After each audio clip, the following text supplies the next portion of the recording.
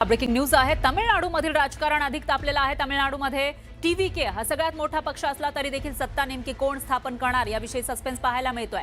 राजकारण या ठिकाणी तापलेलं आहे कारण टीव्हीकेला सत्तेपासून रोखण्याचा भाजपचा प्रयत्न होणार असल्याची माहिती समोर आली आहे। तामिळनाडू काँग्रेसने उद्या राज्यातील सर्व जिल्ह्यामधले मुख्यालय आहे त्या ठिकाणी आंदोलनाची घोषणा केलेली आहे। भाजपवर तमिळगा वेत्री कळघम अर्थात टीव्हीकेला सत्तेत येण्यापासून रोखण्याचा प्रयत्न केल्याचा आरोप काँग्रेसने केलाय। तसंच राज्यपालांच्या भूमिकेचाही निषेध केला जाणार असल्याची माहिती आहे। पक्षानं ही माहिती दिली आहे।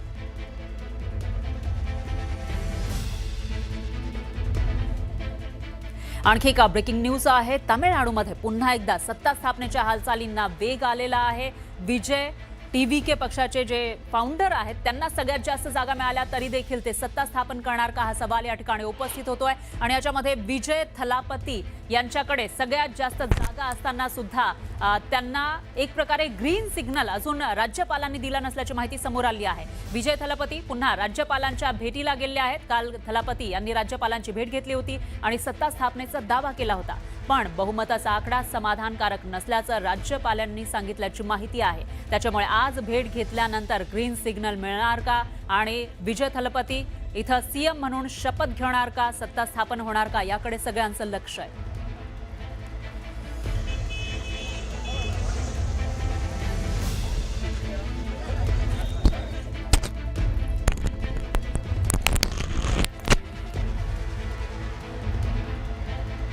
दरम्यान काँग्रेसचे नेते राहुल गांधी आणि पक्षाध्यक्ष मल्लिकार्जुन खरगे यांचा एक व्हिडिओ समोर आलेला आहे। सोशल मीडियावर हा व्हिडिओ व्हायरल होतोय।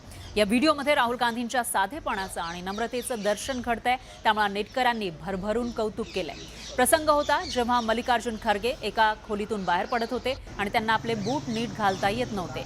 त्यावेळी एका कर्मचाऱ्याने ते बूट पायानं पुढे ढकलण्याचा प्रयत्न केला, मात्र राहुल गांधींनी तातडीनं हस्तक्षेप करत स्वतःच्याच हातानं ते बूट उचलले आणि खरगे यांच्या पायाजवळ व्यवस्थित ठेवले।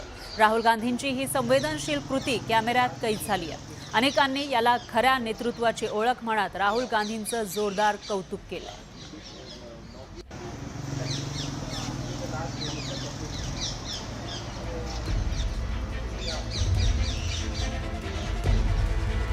आणखी एक ब्रेकिंग न्यूज आहे। राज्यामध्ये उपमुख्यमंत्री एकनाथ शिंदे यांच्या ऑपरेशन टायगरची पुन्हा एकदा चर्चा सुरू झालेली आहे। त्याच्यामुळे आता हे ऑपरेशन टायगर नेमकं कशा पद्धतीने राबवलं जाणार आणि काय प्लॅनिंग एकनाथ शिंदे करतायत असा सवाल उपस्थित झाला आहे।